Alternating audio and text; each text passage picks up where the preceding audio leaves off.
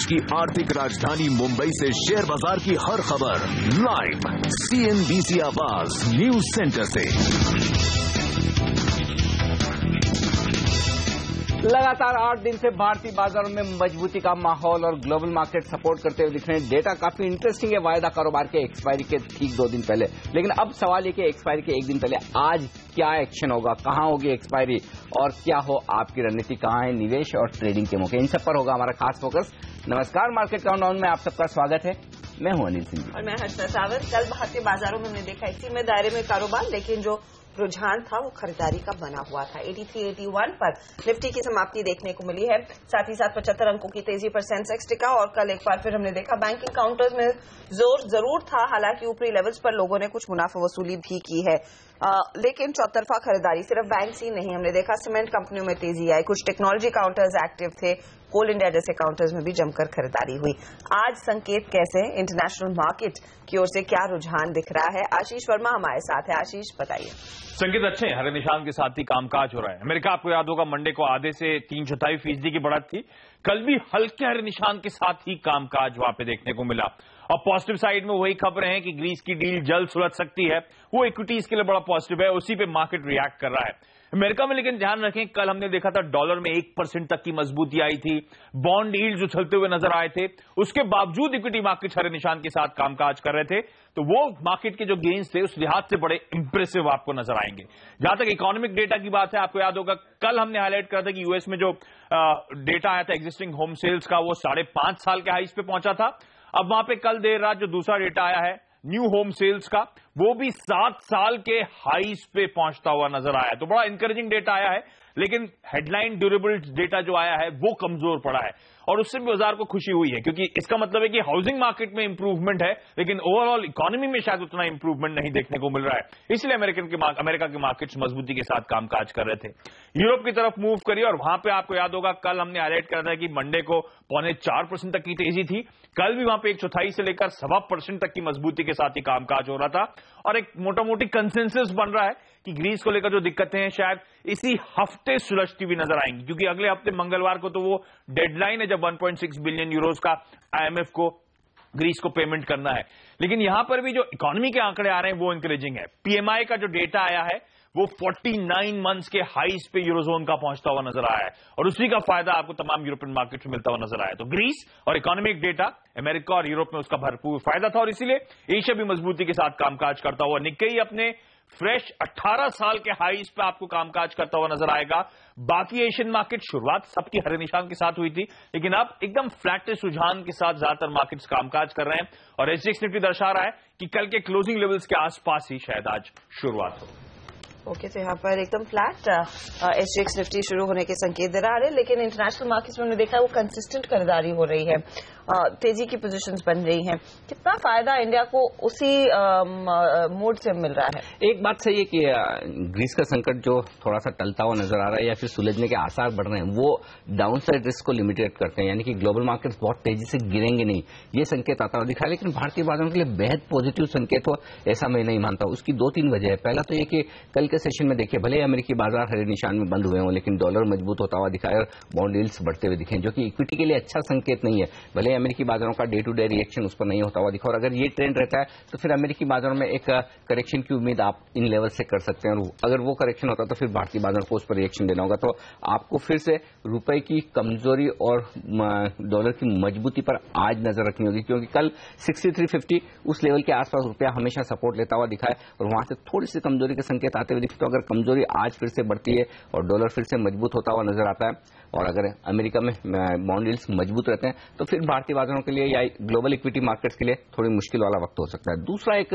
Negative factor जो मुझे global market से नजर आ रहा है वो कल के चीन के बाजार। आप देखिए जिस तरह से चीन के बाजार अपने लोअर लेवल से जबरदस्त रिकवर करते हुए दिखे, 1.5-2% मजबूत होकर बंद हुए, आज फिर से मजबूती हुई। तो यानी कि मुश्किल से 1-1.5 ट्रेडिंग सेशन में आप देख सकते हैं 7-8% से ज्यादा की रिकवरी चीन के बाजार लोअर लेवल से दे चुके हैं। तो चीन की फिर से मजबूती सेंटीमेंट के लिहाज से, भले आप डे टू डे कोरिलेशन ना भी निकालना चाहें भारतीय बाजारों के साथ, लेकिन पिछले 2-3 हफ्तों से हम ये लगातार बात कर कर ही रहे हैं और उस लिहाज से चीन के बाजार अगर फिर से अपने पुराने मोमेंटम को पकड़ने की कोशिश करते हैं जो कि काफी मजबूती का था, तो फिर भारतीय बाजारों के लिए थोड़ा सा सेंटीमेंट के लिहाज से अपसाइड बनाना मुश्किल हो सकता है। तो ये दो फैक्टर हैं जो थोड़े से मुझे कॉशियस रहने के लिए कह रहे हैं। अदरवाइज ग्लोबल मार्केट्स डेफिनेटली, इसमें कोई डाउट नहीं, अगर ग्रीस का संकट फाइनली पूरी तरह से सुलझ जाता है तो यहां से और अपसाइड दिखाएंगे। लेकिन उस अपसाइड बनने के पहले ये दो तीन जो छोटे मोटे फैक्टर हैं, अमेरिका में बॉन्ड यील्ड का बढ़ना, डॉलर का मजबूत होना और चीन के बाजारों का बढ़ना, ये भारतीय बाजारों की अपसाइड को थोड़ा सा लिमिटेड रखेंगे। चलिए, लेकिन अगर डेटा पॉइंट्स पर नजर डालें तो एफआईआई जब तक खरीदारी कर रहे थे, कल हमने देखा हल्की सी मुनाफा वसूली जरूर की है। इन्होंने कैश में करीब 375 करोड़ की बिकवाली की है, लेकिन वायदे बाजार में देखे पोजीशंस जो है वो काफी लार्ज स्केल दिख रहे, फिर से 4000 करोड़ से ज्यादा की खरीदारी होती हुई।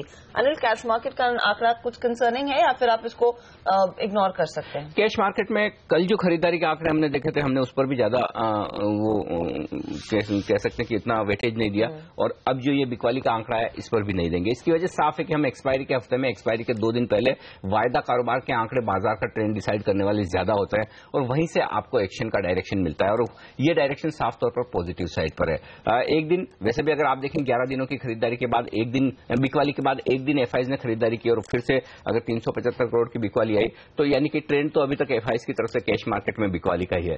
ट्रेंड डोमेस्टिक फंड्स की तरफ से कैश मार्केट में खरीदारी का है जो कि एफआईज की बिकवाली से ज्यादा का है, वो भी कल के डेटा में आपको दिखा है। अब वायदा कारोबार में आइए, कल के सेशन में बेहद पॉजिटिव आंकड़े, इसमें कोई डाउट नहीं, क्योंकि 1400 करोड़ के आसपास के इंडेक्स फ्यूचर्स में एफआईज की तरफ से खरीदारी होती हुई दिखी। और अच्छी बात है कि एफआईज ने बैंक निफ्टी और निफ्टी दोनों ही जगह लॉन्ग पोजीशंस भी बनाई है और अपनी शॉर्ट पोजीशंस भी कवर किए, तो साफ तौर पर ये एक अच्छा संकेत है कि अब लगातार दूसरा ट्रेडिंग सेशन ऐसा है जब एफआईज न सिर्फ शॉर्ट कवरिंग कर रहे हैं बल्कि फ्रेश तेजी की पोजीशन भी बना रहे हैं और ये बाजार की सेहत के लिए अच्छा है। दूसरी बात, आप देखिए लगभग 1000 करोड़ के आसपास के स्टॉक फ्यूचर्स एफआईज ने फिर से खरीदे हैं। ये लगातार दूसरा ट्रेडिंग सेशन है जब एफआईज की तरफ से दमदार स्टॉक फ्यूचर्स में खरीदारी होती हुई दिखी और यहां पर भी फ्रेश तेजी की पोजीशंस, नई पोजीशंस बनती हुई दिखी, जो अच्छा संकेत है। तो जब आपके सामने लगभग 2500 करोड़ के आसपास की खरीदारी स्टॉक फ्यूचर्स और इंडेक्स फ्यूचर्स में मिलाकर हो, तो फिर इससे बढ़िया बात क्या हो सकती है कि आपके लिए बेहतरीन तेजी का बेस बनता हुआ नजर आ रहा है।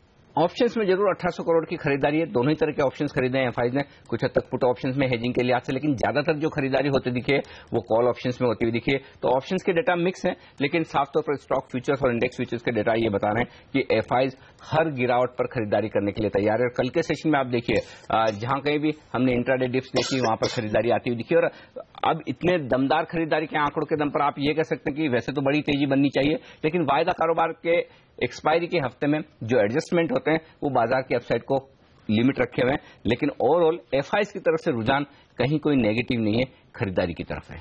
लेकिन वायदे बाजार में जैसे आपने कहा कि वहां पर रुझान जो है इंटरेस्टिंग है और भी सकारात्मक होता हुआ। हाँ, इसमें कोई डाउट नहीं है, लेकिन कुछ फैक्टर्स ऐसे भी है जहां पर नजर आपको सावधानी के तौर पर रखनी चाहिए। पहले पॉजिटिव फैक्टर्स की बात करें, स्टॉक फ्यूचर्स में आइए, 3 करोड़ 20 लाख शेयर कल नए जुड़ते हुए दिखे, यानी कि लॉन्ग पोजीशंस वहां पर ट्रेडर्स की तरफ से भी बनी है और एफआईज की तरफ से भी अच्छे संकेत है। अब आइए निफ्टी फ्यूचर्स में, यहां पर भी अच्छी लॉन्ग पोजीशंस बनती हुई दिखी है। कल के सेशन में 9 लाख शेयर नए जुड़े, यहां पर एफआईज ने भी खरीदारी की है और ट्रेडर्स ने भी। अब नेगेटिव साइड पर क्या है, पुट कॉल रेशियो 1.17 पर मेरे ख्याल से कई पिछले 8-10 सीरीज के हाईएस्ट लेवल के आसपास पुट कॉल रेशियो पहुंचता हुआ दिख रहा है, यानी कि बाजार, इसमें कोई डाउट नहीं, कुछ हद तक अब ओवरबॉट होने के संकेत दे रहे हैं। और कल भी 1.14 से पुट कॉल रेशियो जो बढ़ा इतने हायर लेवल पर था और इंट्राडे के दौरान जो ऊपर गया, इसी वजह से आप लगातार ऊपर के लेवल पर थोड़ा बहुत प्रॉफिट बुकिंग का प्रेशर देख रहे हैं, यानी कि अब बाजार उतने हल्के रहे नहीं तेजी की तरफ, दूसरी उतनी शॉर्ट पोजीशन रही नहीं जो पहले थी, उस लिहाज से बाजार को बढ़ने में दिक्कत आती हुई दिख रही है। और ये पुट कॉल रेशियो ये बता रहा है कि बाजार में अब हायर लेवल पर फिर से दबाव देखने को मिलेगा। स्मूथ राइड नहीं होगी कि आप आसानी से हर एक इंपॉर्टेंट लेवल को पार करके ऊपर निकल जाएं, वैसा नहीं होने वाला, ये संकेत पहला मिल रहा है। दूसरी बात, नेगेटिव संकेत अगर देखना चाहें तो बैंक निफ्टी से आता हुआ दिख रहा है। कल के सेशन में 72,000 शेयर बैंक निफ्टी में कम होते हुए दिखे, यानी कि कुछ पोजीशंस वहां पर फिर से हल्की होती दिखी। तो बैंक निफ्टी को लेकर अब भी जो कॉन्फिडेंस चाहिए ट्रेडर्स में वो आता नहीं दिख रहा है और हर उछाल पे वहां पर तेजी की पोजीशंस कम होती हुई दिख रही है। प्रीमियम अब भी 4 पॉइंट नेगेटिव है, लेकिन इसके अलावा एक और इंटरेस्टिंग रुझान जो दिख रहा है, हाईएस्ट ओपन इंटरेस्ट। अब ऑप्शंस के डेटा को देखिए आप, 8,300 पर है, पुट में, यानी कि अब से लेकर एक्सपायरी तक आपके लिए 8,300 बड़ा स्ट्रॉन्ग बेस है। अपसाइड में 8,400 पर भी हाईएस्ट ओपन इंटरेस्ट आता हुआ दिख रहा है, ठीक उतना ही जितना 8,500 पर है। तो 8,400 अब आज के लिए बेहद अहम आंकड़ा है वायदा कारोबार के ट्रेडर्स के लिए। 8,400 के पार निकलने के बाद ही आप बाजार में जबरदस्त एक्शन होते हुए देखेंगे, तब तक आपके लिए 8,400 पर एक अपसाइड लिमिट हो जाती है। जो ऑप्शंस के डेटा है वो बेहद इंटरेस्टिंग दिख रहे हैं। कल के सेशन में देखिए 8,300 के पुट में 12 लाख शेयर नए जुड़े हैं। इसका मतलब यह है कि अब से लेकर एक्सपायरी तक आपको घबराने की जरूरत नहीं। 8,300 के टूटने की संभावना काफी कम दिखती है, अनलेस कि कोई बड़ा नेगेटिव न्यूज फ्लो आता हुआ दिखे। 8,350 पर भी 7 लाख शेयर जुड़े हैं, 8,400 पर 9 लाख शेयर जुड़े हैं। तो पुट में जिस तरह का जबरदस्त एडिशन हो रहा है वो ये बता रहा है कि तेजी करने वाले ट्रेडर्स काफी कॉन्फिडेंट, इनफैक्ट ओवर कॉन्फिडेंट होते हुए दिख रहे हैं। तो थोड़ी सी दिक्कत यही हो सकती है कि जब कॉन्फिडेंस 8,300 के लेवल पर ठीक है, लेकिन 8,400 के पुट भी जब आप बेचने लगे तो थोड़ा सा वो जो ओवर कॉन्फिडेंस है वो दिक्कत की बात दे सकता है। अब आइए कॉल्स में 8,450 और 8,500 पर 10-10 लाख शेयर कल नए जुड़े, यानी कि टोटल 20 लाख शेयर। तो अब ये 20 लाख शेयर आपके लिए एक तरह से पहाड़ है। इस 50 पॉइंट की रेंज को पार कर पाना बाजार के बहुत मुश्किल काम होगा अब से लेकर एक्सपायरी तक। तो एक्सपायरी के लिए रेंज बहुत साफ नजर आ रही है कि 8,300 को हम तोड़ने के लिए तैयार नहीं है, 8,500 के ऊपर जाने के लिए तैयार नहीं है, और उसके बीच में एक जो लेवल 8,400 का साफ तौर पर दिख रहा है, और वो सबसे अहम लेवल आज के लिए। अगर 8,400 के ऊपर आप हैं तो आप ये कह सकते हैं कि तेजी करने वाले ट्रेडर्स का अपर हैंड है, और 8,300 के नीचे, अगर 8,400 के नीचे आप रहेंगे तो फिर बाजार के लिए प्रॉफिट बुकिंग आने की संभावनाएं बढ़ती हुई नजर आएगी। तो उस लिहाज से आज आपको रणनीति बनानी होगी। ओके, लेकिन आज क्या रणनीति आपकी होनी चाहिए, इस पर दूसरे जानकारों से भी हम बात करेंगे। हर रोज आपको यहीं पर सटीक सलाह मिलती है ताकि आपका ट्रेड फायदेमंद रहे। आज हम बात करेंगे ढेर सारे जानकारों से। 9:30 बजे हमारे साथ होंगे सेंट्रल वेल्थ मैनेजमेंट के ईडी और सीआईओ कुंज बंसल। बाजार की आगे की चाल कैसी रहेगी, इस पर हम 9:40 पर AQF एडवाइजर्स के नितिन रहेजा से भी करेंगे खास बातचीत। सेबी के नए नियमों का क्या होगा असर, लिस्टिंग समय घटाने से कितना होगा फायदा, हमारे साथ होंगे सेबी के चेयरमैन यूके सिन्हा, और आखिर कितने मददगार होंगे स्टार्टअप्स के नियम, इस पर हम बात करेंगे प्राइम डेटाबेस के चेयरमैन पृथ्वी हल्दिया और ब्लूम वेंचर्स के CFO आशीष फफाड़िया से। साथ ही एनपीए और रेट कट जैसे तमाम मुद्दों पर बात होगी SBI की चेयरपर्सन अरुंधति भट्टाचार्य के साथ। लेकिन आज बाजार में आपका रुझान कैसा रहेगा, कंसिडरिंग कल हमने देखा सीमित दायरे में कारोबार बनता हुआ और लगातार शॉर्ट कवरिंग के सहारे हम धीरे धीरे करके ऊपर की तरफ बढ़ रहे हैं। आज भी और शॉर्ट कवरिंग का जोर देखने को मिल सकता है। हर्ष, दिक्कत ये कि काफी कुछ शॉर्ट कवरिंग हो चुकी है। ऐसा मैं ये नहीं कहूंगा कि पूरी खत्म हो चुकी है, अब शॉर्ट नहीं बचे बाजार में, लेकिन काफी कुछ शॉर्ट्स कवर हो चुके हैं और उसके सामने काफी लॉन्ग पोजीशंस भी बन चुकी, तेजी की पोजीशंस थोड़ी सी कॉन्फिडेंस से और कॉन्फिडेंस के जोन में हम जा रहे हैं। तो अगर आप एक डायरेक्शन के तौर पर कहें, पूछे तो मैं ये कहूंगा भले ही 9वां दिन लगातार है लेकिन फिर भी डायरेक्शन पॉजिटिव साइड पर है। लेकिन क्या कॉन्फिडेंस उतना है जितना 1 या 2 ट्रेडिंग सेशन पहले था? शायद नहीं। उसकी वजह है कि बाजार अब उतने हल्के रहे नहीं, और एक्सपायरी के पहले आप थोड़ा बहुत उतार चढ़ाव की उम्मीद कर सकते हैं। वैसे जो पिछले 4 सीरीज से ट्रेंड दिख रहा है वो ये कि जनरली सीरीज एक्सपायरी के हफ्ते में जिस तरह से आप शुरुआत में सोमवार के दिन जो ट्रेंड देखते हैं, लगभग कमोबेश वही ट्रेंड आपको अगले 3-4 दिन तक नजर आता है। तो उस लिहाज से आप देखें तो इस वक्त ट्रेंड बदलने के कोई आसार नहीं है, लेकिन एक भारी भरकम तेजी या बड़ी रैली बनने की संभावनाएं भी अब काफी कम होती हुई नजर आ रही है। तो उस हिसाब से ना आपको बहुत ऑप्टिमिस्टिक होना है और नहीं बहुत मंदी की बात सोचनी है। रियलिस्टिक लेवल्स पर ट्रेड करके छोटे मुनाफे के लिए इंट्राडे ट्रेड करना होगा, तभी आप निफ्टी में या फिर बाजार में इस वक्त पैसा बना पाएंगे। और वो क्या होगा, अब एक्सपायरी तक आपके लिए एक सपोर्ट रेंज साफ तौर पर दिख रहा है, वो है 8,300 से लेकर 8,325 का, या यूं कहें कि कल का जो लो था 8,335, इंट्राडे ट्रेडर्स के लिए वही स्टॉप लॉस है। 8,335 ना टूटे तब तक घबराने की जरूरत नहीं, वो टूटे तो एक बार आप अपनी इंट्राडे लॉन्ग पोजीशन से निकल जाएं। पोजिशनल ट्रेडर्स के लिए 8,300 स्टॉप लॉस होगा। तेजी में आगे क्या एक्शन हो सकता है, 8,400 जहां पर इतनी जबरदस्त पोजीशंस बनी है कल के सेशन में, तो 8,400 को आप पहले पार करेंगे तो उसके बाद 50-50 पॉइंट की 2 तेजी के आपके लिए मौके बन सकते हैं। 8,450, 8,500 अब से लेकर एक्सपायरी तक। ऐसे में बेहतर ही होगा आप मिड कैप और स्मॉल कैप शेयरों पर फोकस करें, क्योंकि ब्रॉडर मार्केट का सेंटीमेंट जिस तरह से इंप्रूव हुआ है, तेजी वहां पर फैलती हुई आपको नजर आएगी। बैंक निफ्टी में आपको नजर रखनी होगी, क्योंकि अल्टीमेटली तेजी या मंदी दोनों की लीडरशिप आज आपको फिर से बैंक निफ्टी से मिलेगी। अगर बैंक निफ्टी आपको शुरुआत में कमजोर होने के संकेत दे तो फिर आपको थोड़ा सा सावधान रहना है, ये मान के चलना है कि 8,400 को पार करना मुश्किल होगा और उस लिहाज से आप थोड़ा सा हल्के हो सकते हैं। लेकिन बैंक निफ्टी से स्ट्रेंथ आती दिखे तो फिर एक्सपायरी के पहले आप 8,450 और 8,500 की तरफ जाने की उम्मीद कर सकते हैं। तो ओवरऑल फैक्टर्स दोनों तरफ है, जंग news flow, global factors, macro economic factors, monsoon, ये पॉजिटिव है। वही मार्केट के इंटरनल्स आपको ये कह रहे हैं थोड़ा सा सावधान हो जाइए। पुट कॉल रेशियो बता रहा है कि आप थोड़े ओवरबॉट होने की कोशिश कर रहे हैं, तो ऐसे में हर ऊपर के लेवल पे प्रॉफिट बुकिंग करें, छोटे मुनाफे के लिए ट्रेड करें, ये ज्यादा सही रणनीति आज के लिए हो सकती है। ओके, तो ये रहेगा आज का रुझान। 6 अंकों पर SGX निफ्टी समय कर रहा है कारोबार। लेंगे एक छोटा सा ब्रेक, लेकिन जब लौट कर आएंगे आपको बताएंगे आज के वो टॉप 10 स्टॉक्स जिस पर आपकी नजर होनी चाहिए, जहां पर खबरों का इम्पैक्ट रहेगा। हमारी रिसर्च टीम होगी हमारे साथ आगे।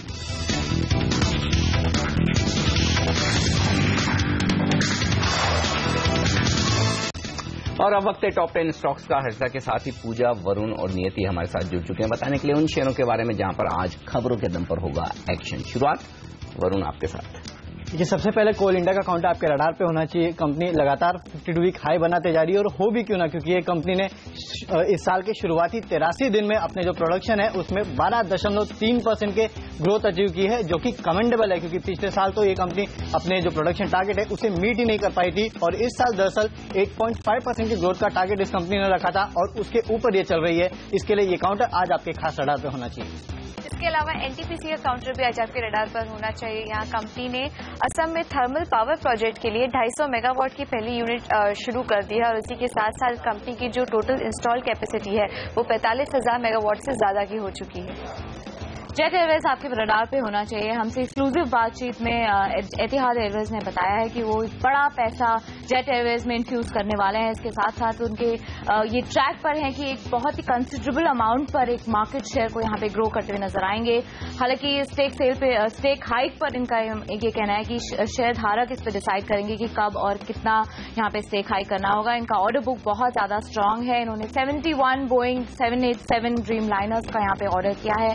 एविएशन मिनिस्ट्री की सोर्सेज से भी हमें कुछ जानकारी मिली है, जिसमें जेट एयरवेज के ऑफिशियल्स ने इंटरनेशनल एयरलाइंस के साथ कोड शेयरिंग एग्रीमेंट के लिए नए कोड शेयरिंग एग्रीमेंट के लिए यहाँ पे मुलाकात की है। हालांकि स्टेक हाइक का कोई अभी फिलहाल प्रस्ताव नहीं है, और अगर आता है तो FIVB के पास जाएगा, फिर उसके बाद मंजूरी दी जाएगी।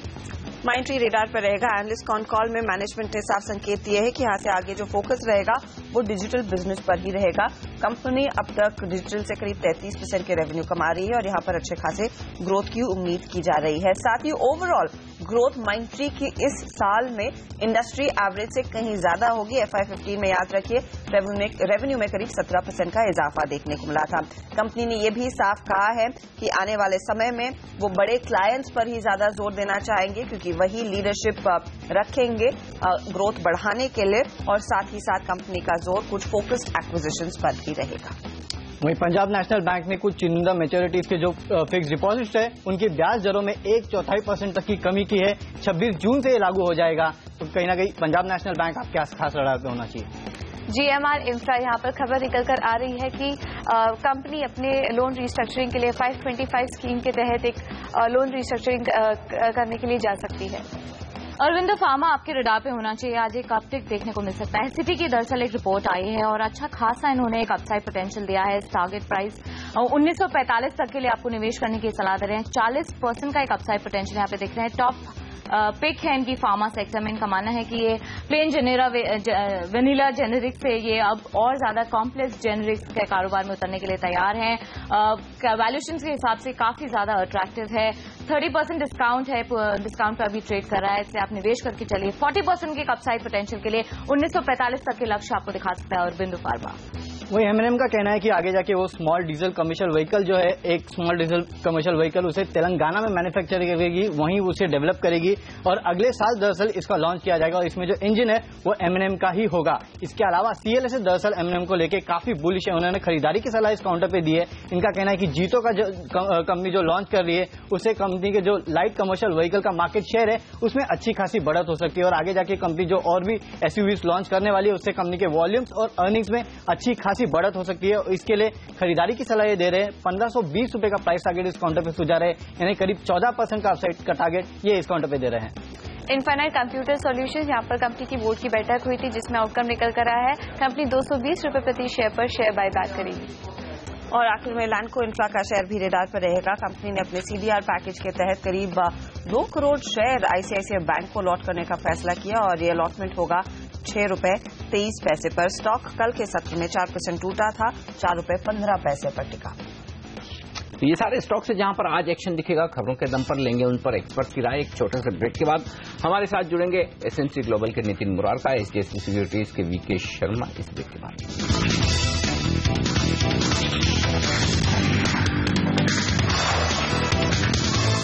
एक्सपर्ट जुड़ रहे हैं हमारे साथ। आज के ट्रेडिंग सेशन की रणनीति बनाने में करेंगे मदद। वायदा कारोबार की रणनीति के लिए दिल्ली से एसएमसी ग्लोबल के नितिन मुरारका हमारे साथ हैं और फंडामेंटल राय बाजार और स्टॉक्स पर देने के लिए एचडीएफसी सिक्योरिटीज के वीके शर्मा साहब हमारे स्टूडियो में इस वक्त। आप दोनों का ही स्वागत है सीएनबीसी आवाज पर। Good morning. नितिन, एक्सपायरी के ठीक पहले लगातार 8 दिनों से तेजी तो हो चुकी है, क्या अब भी और अपसाइड बाकी है? यदि हाँ तो कितनी, क्या ट्रेड लेना चाहिए निफ्टी पर अगर आज एकदम कल के लेवल के आसपास ही शुरुआत होती दिखे, और किन लेवल्स पर आपको लगता है निफ्टी की एक्सपायरी होगी?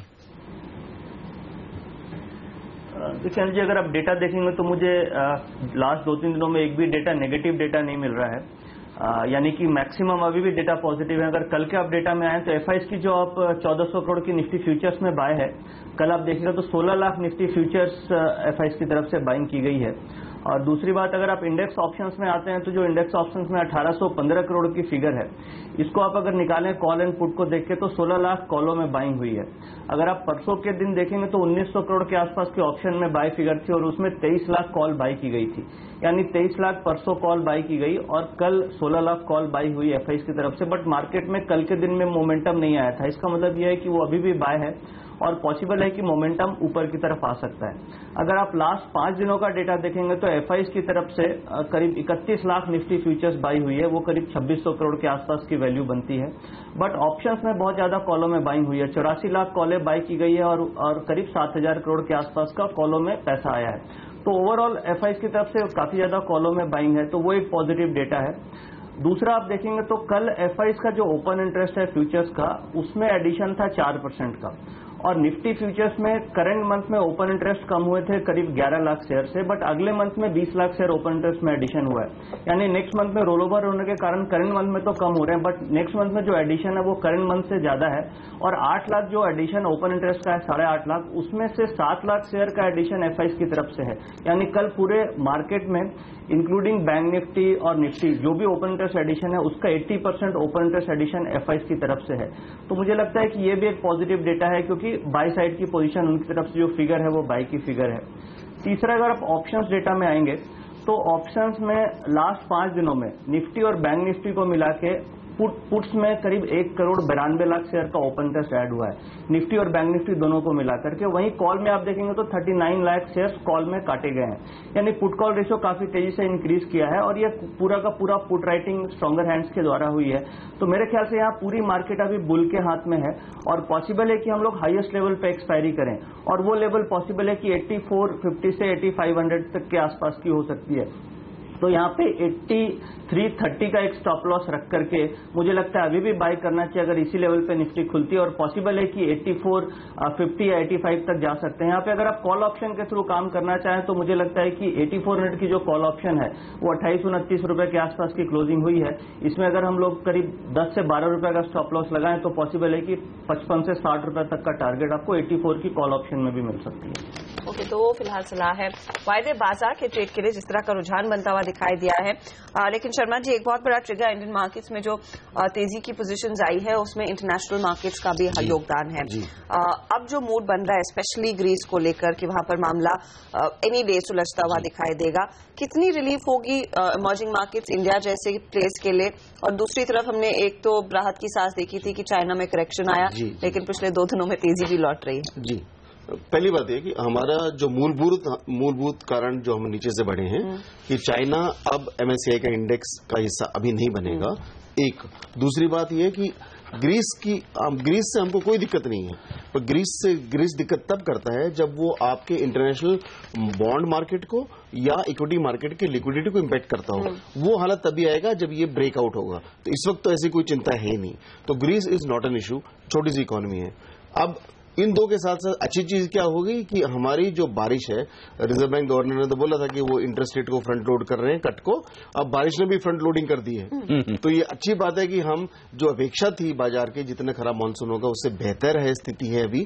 तो ये इन चीजों के कारण से अच्छा बना है। और पूरी जो रिकवरी आती है मार्केट में वो इसी वजह से आती है कि जो शॉर्ट कवर करते हैं लोग, उनकी वजह से पहली रिकवरी आती है। तो उन्होंने पहला दाग दागा है। अब रियल बाइंग अभी भी हो रही है, तो मेरे ख्याल से अगले सेटलमेंट में देखना पड़ेगा। तो इस वक्त चिंताओं के जो बादल हैं वो छट गए हैं भारतीय बाजारों के लिए। चलिए, तो चिंताएं कम हुई, ये संकेत साफ तौर पर इस वक्त आता हुआ दिख रहा है।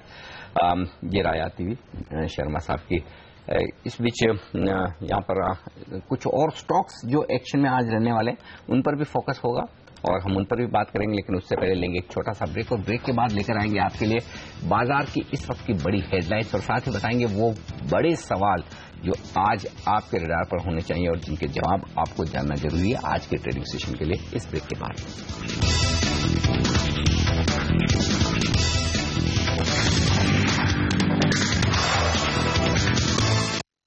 आगे बढ़ने से पहले नजर डालते हैं इस वक्त की हेडलाइंस पर। ग्रीस संकट सुलझने की उम्मीद में अमेरिकी बाजारों में तेजी। नैस्डैक ने ऊंचाई का नया रिकॉर्ड बनाया। एशियाई बाजारों की मजबूत शुरुआत। जापान के बाजार 18 महीनों के उच्चतम स्तर पर और एसजीएक्स निफ्टी में हल्की बढ़त। कल होगी जून सीरीज की एक्सपायरी। सीएनबीसी आवाज के पोल के मुताबिक 50% इन्वेस्टर्स ने माना 8,400 8,450 के बीच होगी निफ्टी की एक्सपायरी। अब आईपीओ की लिस्टिंग के लिए नहीं करना होगा लंबा इंतजार। लिस्टिंग का समय 12 दिन से घटाकर 6 दिन किया। सभी आईपीओ अर्जियों के लिए एएसबीए को बनाया जरूरी। The lock-in for all categories of pre-IPO investors will be only 6 months. NBFC is having more than 500 crores. They can be investors in what is called the institutional category. खुद का नया business शुरू करने वाले entrepreneurs के लिए खुशखबरी। Startups को बाजार से पैसा जुटाने की सेबी ने दी मंजूरी। डिस्क्लोजर नियमों में भी दी ढील। एक आदमी आके सारा चेंज हो जाएगा, ये भी सोचना थोड़ा मुश्किल की बात है। पीएसयू बैंक्स में प्राइवेट सेक्टर के लोगों के सीईओ बनाने पर एसबीआई चेयरपर्सन ने उठाए सवाल। हमसे एक्सक्लूसिव बातचीत में कहा सीईओ नियुक्त करने पर से नहीं चलेगा काम करने की आजादी भी देनी होगी जरूरी। आज 10:30 बजे सीसीए और कैबिनेट की होगी अहम बैठक में आयरन ओर के एक्सपोर्ट पर हो सकता है फैसला। 6 नए आईआईएम्स को मिल सकती है मंजूरी। संसद के मॉनसून सत्र की तारीख आज होगी तय। Cabinet committee on parliamentary affairs की बैठक आज। सूत्रों के मुताबिक 20 जुलाई से शुरू हो सकता है मॉनसून सत्र। और आयकर विभाग ने जारी किए इनकम टैक्स रिटर्न के नए नियम, नए फॉर्म। पहली बार रिटर्न में देना होगा आधार नंबर। सभी बैंक खातों का ब्यौरा देना होगा जरूरी। लेकिन बाजार के सामने हैं वो 5 बड़े सवाल जिन पर होनी चाहिए आपकी नजर, और ये सारे सवाल कंपाइल करके हमारे साथ जुड़ चुकी हैं हर्षिता। बताइए। शुक्रिया अनिल। सबसे पहले ऑफ कोर्स इंटरनेशनल मार्केट्स में जो तेजी का मूड है उससे भारत को और कितना फायदा मिलेगा ये रेडार पर रहेगा। कंसिडरिंग हमने देखा है फिर से रौनक अमेरिका में, ऑफ कोर्स निक्केई भी हाईस पर ट्रेड करता हुआ दिखाई दिया है। लेकिन निफ्टी के लिहाज से जो लेवल्स इंपॉर्टेंट दिखने लगे हैं, सबसे पहले सपोर्ट के लिहाज से क्या 8300 एक बहुत मजबूत सपोर्ट बन गया है और यहां से अब बाजार नीचे जाने के संकेत बिल्कुल नहीं दिखा रहा है। एक्सपायरी फोकस में है तो सवाल ये बड़ा है कि एक्सपायरी से एक दिन पहले वेंसडे के दिन क्या और शॉर्ट कवरिंग का जोर मदद करेगा और भी एक्शन देखने को मिलेगा उस लिहाज से। और साथ ही साथ एक्सपायरी जो कल होने वाली है क्या उससे पहले हम 8500 तक पहुंच सकते हैं, ये एक बहुत बड़ा सवाल निवेशकों के मन में उठ खड़ा हुआ है। लेकिन लीडरशिप के लिहाज से हर रोज हम ये पूछते हैं कि कहां से वो लीडरशिप आएगी, तो क्या बैंकिंग शेयर इस बाजार के नए लीडर्स बन रहे हैं, ये एक बहुत अहम सवाल सबके सामने है। बिल्कुल, तो ये सारे सवाल हैं जहां पर आपको नजर होनी चाहिए। और जो आखिरी सवाल हर्षिता ने उठाया बैंकिंग शेयरों का, क्या बैंक्स लीडरशिप देने के लिए तैयार है? और नितिन, आपसे यही जानना चाहता हूं, क्या वाकई में बैंक निफ्टी में स्ट्रेंथ, मजबूती निफ्टी से ज्यादा नजर आ रही है? और क्या निफ्टी के मुकाबले में बैंक निफ्टी खरीदना या वहां ट्रेड करना ज्यादा सही होगा अब से लेकर एक्सपायरी तक? देखिए जी, बैंकिंग में अगर आप लास्ट 5 दिनों में देखेंगे तो हर दिन बैंक में जब भी बढ़त आई, ओपन इंटरेस्ट करंट मंथ में भी कम हुए और नेक्स्ट मंथ में भी कम हुए। नॉर्मली क्या होता है कि एक्सपायरी जब हो रही होती है लास्ट वीक में तो करंट मंथ में कम होते हैं, नेक्स्ट मंथ में ऐड होते हैं, यानी रोल ओवर्स होता है। इसका मतलब ये हुआ कि बैंक निफ्टी में काफी शॉर्ट पोजीशन बनी हुई है, क्योंकि वो करंट मंथ में भी ओपन इंटरेस्ट कम हो रहे हैं और नेक्स्ट मंथ में भी रोलोवर्स की बजाय ओपन इंटरेस्ट कम हो रहा है। 5 दिनों में नेट ओपन इंटरेस्ट जो कम हुआ है करंट मंथ में वो 8,26,000 कम हुए और नेक्स्ट मंथ में जो नेट एडिशन है वो करीब 3,54,000 शेयर का एडिशन है।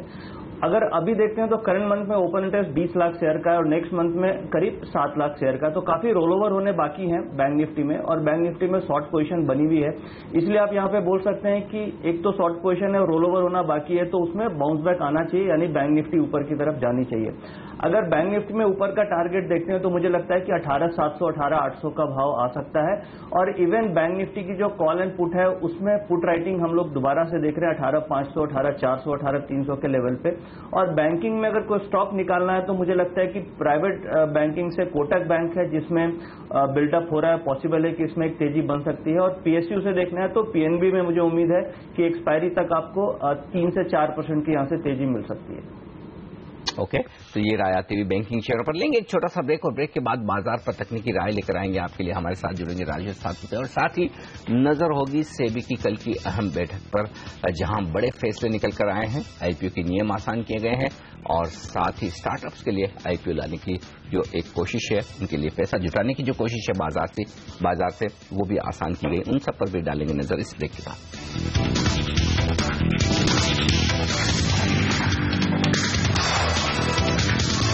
एक्सपर्ट्स हैं हमारे साथ वीके शर्मा साहब और नितिन मुरारका। तकनीकी राय देने के लिए मंगल केशव सिक्योरिटीज के टेक्निकल हेड राजेश सातपुते हमारे साथ स्टूडियो में। Rajesh, good morning. कितनी तेजी हो रही है निफ्टी में?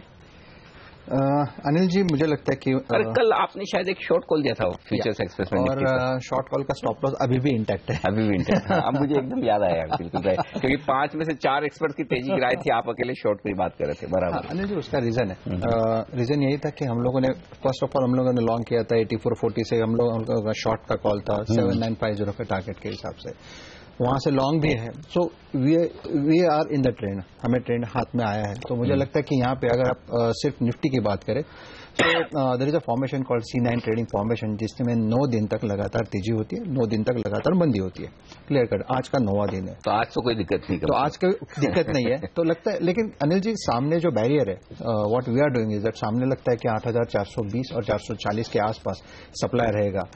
आई वाज नॉट एक्सपेक्टिंग कि 8,400 टेस्ट करेगा, लेकिन सामने एक्सपायरी है, तो मुझे लगता है कि जो शॉर्ट कवरिंग अभी भी चल रही है वो मे भी एक आध दिन एक्सटेंड हो सकती है। लेकिन our recommendation is to liquidate long year, that is very sure कि हम लोग यहाँ पे ज्यादा लॉन्ग नहीं रख रहे हैं। हमें लगता है कि बाजार एक बार करेक्ट होगा 8,200 8,230 तक का, मुझे लगता है एक बार करेक्शन आएगा, मे बी कल भी आ सकता है। Somewhat that is what we are expecting, expiry somewhere between 8,200 230, क्योंकि वायदा कारोबार का डेटा जो नितिन कह रहे हैं कहीं 8,300 के नीचे की पॉसिबल है, क्योंकि उसका रीजन है क्योंकि उन्होंने जो पुट राइटिंग देखी है वो 8,300 पे देखी है, तो उन्हें, और जो पहले भी जो कॉल पुट चल रहा था, जो स्प्रेड चल रहा था वो 8,000 के पुट में और 8,300 के कॉल में चल रहा था, और जो ब्रेकआउट देने के बाद 8,300 का जो कॉल है वो मुझे लगता है अभी सपोर्ट पे काम कर रहा है। लेकिन see that is the derivative data, what I am talking with the technical data. So technically you can say the market यहाँ पे टॉप आउट हो सकता है और यहाँ से एक करेक्शन आएगा, तो यहाँ पे लॉन्ग लिक्विडेशन करे तो ज्यादा बेहतर है। थोड़े बहुत लॉन्ग लिक्विडेशन पर भी आप जोर दीजिए, ये राजेश का मानना है, ये फिलहाल चार्ट इंडिकेट कर रहे हैं। लेकिन अब फोकस करते हैं सेबी के बड़े फैसलों पर।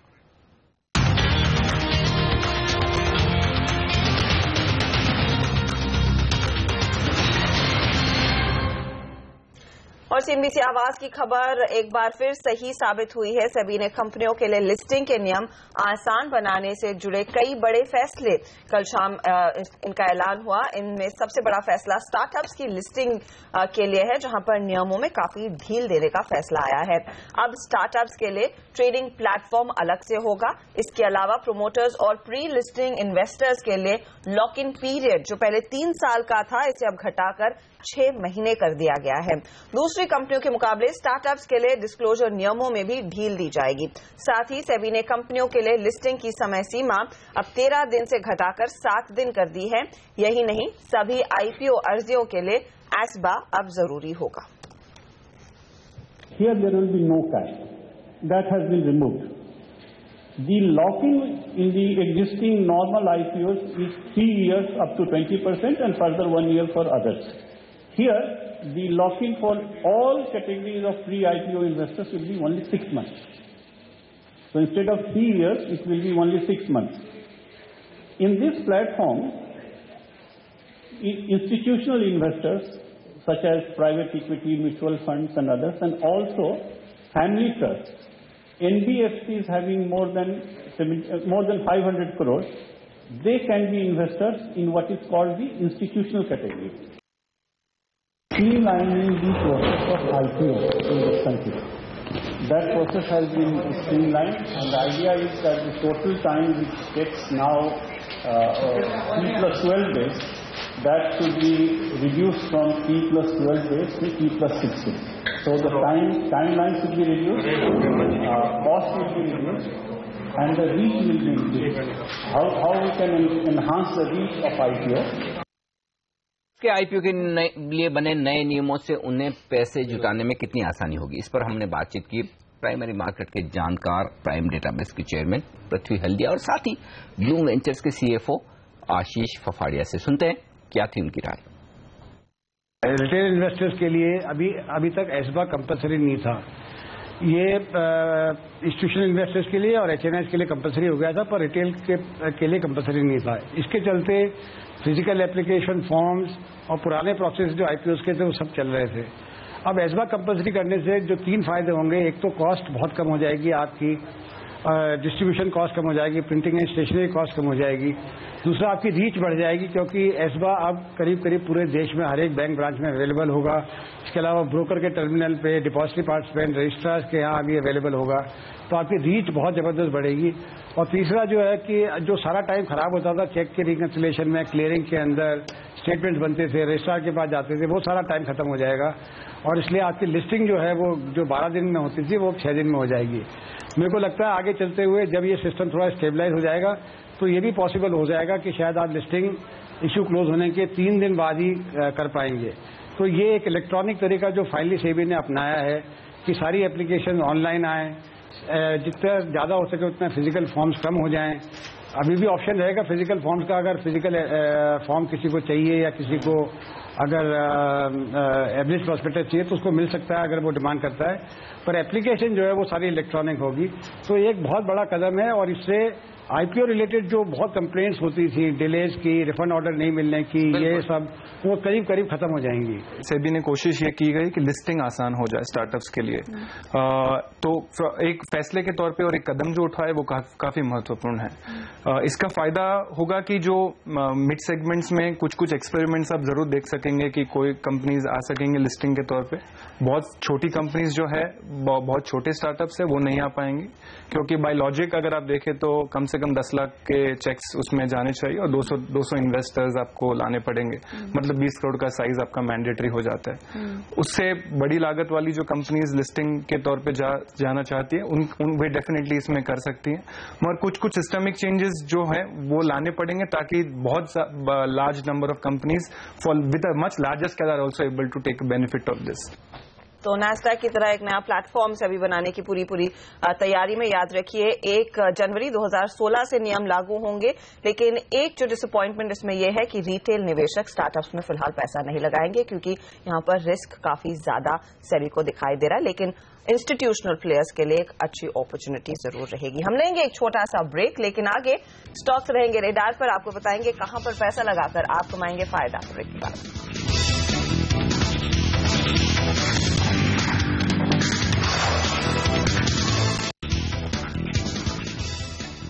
हमारे एक्सपर्ट्स हमारे साथ है, राजेश सातपुते, वीके शर्मा साहब और नितिन मुनारका जी, और लेते हैं कुछ स्टॉक्स और उनसे राय। स्टील और मेटल सेक्टर पर शर्मा साहब आपसे राय लेना चाहता हूं। आज सीसीए की बैठक है, आयरन और पर शायद इम्पोर्ट ड्यूटी बढ़ाने पर विचार हो क्योंकि जो जबरदस्त डंपिंग चाइना कोरिया से चल रही है वो परेशान कर रही है इन सारी कंपनियों को। पहले भी संकेत आए थे कुछ और ड्यूटी बढ़ जाए, क्या कुछ राहत मिलेगी? ऐसे में शेयर खरीदने का मौका है या फिर टेम्परेरी मामला है? मेरे ख्याल से प्योरली टेम्परेरी है। अगर आप उनको माइन ओनर्स हैं या जो एनएमडीसी जैसे स्टॉक्स को बचाने की कोशिश करते हैं तो आप एसेंशियली जो स्टील प्रोड्यूसर्स हैं पब्लिक सेक्टर में सेल और प्राइवेट में टाटा जैसे लोगों को आप उनकी प्रॉफिट कम करते हैं। तो ये तो बेसिकली एक न्यूट्रल स्ट्रेटजी है, इससे कोई लंबा फायदा या घाटा नहीं होगा और मेरे ख्याल से let the market should play. पर हाँ, जो भी हम इंटरनेशनल लेवल पे अगर हमको चाइना की डंपिंग किसी और चीज पे रोकनी है तो ऑब्वियसली यहाँ पे भी एज अ प्रिकॉशनरी मेजर हमको लगाना चाहिए, जिससे कि हम अपना ट्रेडिंग जो है बैलेंस कर सकें चाइना के साथ। ओके, तो ये शायद एक टेम्पररी मेजर रह सकता है, लेकिन एनएमडीसी जैसी कंपनियों के लिए पॉजिटिव, हालांकि प्राइवेट स्टील मैन्युफैक्चरर्स के लिए एक नेगेटिव भी साबित होगा। कोल इंडिया एक स्टॉक जहां पर कल हमने देखा काफी जबरदस्त तेजी बनती हुई दिखाई दी। ऑफ कोर्स सरकार ने ये ऐलान किया है कि FY16 में की पहली तिमाही में कोल प्रोडक्शन जो है, कोल इंडिया का जो प्रोडक्शन है वो करीब 12% बढ़ा है। स्टॉक याद रखिए 4% भागा। राजेश, कितने चांसेस हैं कि काउंटर में और तेजी की जा सकती है? क्या खरीदा जाए काउंटर आज भी? मुझे लगता है अर्शदा आज के लिए कोल में तेजी रहेगी। इनफैक्ट इसने एक फॉलिंग वेज पैटर्न है जिसका ब्रेकआउट दिया है कल। वॉल्यूम भी अच्छे थे। As far as the weekly chart is concern, cup and saucer formation है जिसका टारगेट आता है करीबन 445 450। मुझे लगता है कि you can definitely go long on dips. Stop loss जो मेंटेन करना पड़ेगा वो थोड़ा stop loss and risk to reward थोड़ा इक्वली बैलेंस्ड है। फॉर एग्जाम्पल अभी current market price is 415 and your stop loss will be somewhere near 400 and your target will be 430-35 level. So you can say 15 rupees on each side. So the trader has to take a call. अगर यहाँ पे dip मिलता है then that will be then your risk to reward will be in your favor. अगर dip में buy करिए with a stop loss of 400 and your target जो barrier जो सामने दिखता है वो 430-35 के आसपास है। तो यहाँ पर क्लियरली 435 तक के लेवल्स तक जाने की पूरी उम्मीद डेफिनेटली है स्टॉक में। कुछ और काउंटर्स जहाँ पर हमने देखा कल के सत्र में काफी ज्यादा हरकत बनती हुई दिखाई दी थी, उसमें जस्ट डायल में फिर से खरीदारी होती हुई दिखी है। नितिन, क्या आपको लग रहा है ये एक स्टॉक है जहां पर और एक्शन आता हुआ दिखाई दे सकता है? कल में शॉर्ट कवरिंग थी, क्या नए लॉन्ग ऐड करने का माहौल बन रहा है या नहीं? देखिए, जस्ट डायल में ओपन इंटरेस्ट वाइज बहुत ज्यादा एडिशन नहीं है। अगर आप 5-6 दिनों में देखेंगे तो net combine current month and next month में 12% ओपन इंटरेस्ट कम हुए हैं। तो ये बिल्कुल आपने सही बोला कि इसमें काफी शॉर्ट कवरिंग हुई है, बट इसमें हम लोग अनकॉमन डिलीवरी बेस्ड बाइंग देख रहे हैं। इसमें अगर आप लास्ट 5-6 दिनों में डिलीवरी डेटा देखेंगे और कैश मार्केट के जो वॉल्यूम्स को एनालाइज करेंगे तो उसमें इंक्रीज हम लोग देखा गया है। तो इसका मतलब ये हुआ कि इस लेवल पे कुछ डिलीवरी बेस्ड बाइंग हो रही है। स्टॉक में काफी गिरावट आ गई थी, उसके कारण स्टॉक में 1150 की रेंज में काफी कंसोलिडेशन भी हुआ है। तो पॉसिबल है कि ऐसे केस में स्टॉक आने वाले समय में अच्छा परफॉर्म करता है। तो पॉसिबल है कि स्टॉक 1300 1350 की तरफ मूव कर सकता है। ओवरऑल चार्ट स्ट्रक्चर भी काफी बेटर है। मुझे लगता है यहाँ पे 1180 के आसपास का स्टॉप लॉस रख करके अगली एक्सपायरी के लिए डिलीवरी में भी अगर स्टॉक आपको लेके रखना है तो 1350 तक के टारगेट आपको दे सकता है। ओके, तो ये है फिलहाल राय जस्ट डायल पर। याद रखिए कल इसमें काफी ज्यादा एक्शन और 4% के गेन्स बनते हुए दिखाई दिए थे। एक जो बड़ा ट्रिगर शर्मा जी, जैसे हम पहले भी मेंशन कर रहे थे कि मॉनसून है जिसकी फ्रंट लोडिंग हो गई है, उसका कितना आपको लग रहा है फायदा इन ऑटो कंपनियों को मिलेगा? क्योंकि कंसर्न वहीं पर था कि स्लो डाउन टू व्हीलर्स में आएगा और बाकी कंपनियों पर आता हुआ दिखाई देगा। इस पर आपकी क्या राय है? क्या पोजीशन लेना शुरू करें या नहीं, स्पेशली टू व्हीलर? जी, टू व्हीलर के लिए सेगमेंट के लिए ये जो समाचार है ये अच्छा है। और ये मैं फिर कहूंगा कि आप मॉनसून से रिलेटेड जितने भी अटकलें लगा रहे हैं और इनका इम्पैक्ट ऑटो कंपनीज के ऊपर, उसके लिए बाजार जो है वो डेटा को समय समय पर देखता रहेगा। तो उसके हिसाब से आपको स्ट्रेटेजी भी उसमें रणनीति में चेंज करने की पॉसिबिलिटी हो सकती है। लेकिन फिलहाल जो डेटा है वो पॉजिटिव है और खासकर ऐसे स्टॉक्स में जैसे बजाज ऑटो जैसे स्टॉक में जो अपना जो इंटरनेशनल जो चिंताएं थी उसकी कम हो गई हैं, तो वहां पे आप देखेंगे बेहतर प्रदर्शन हो सकता है एक्सपोर्ट्स के बदौलत भी।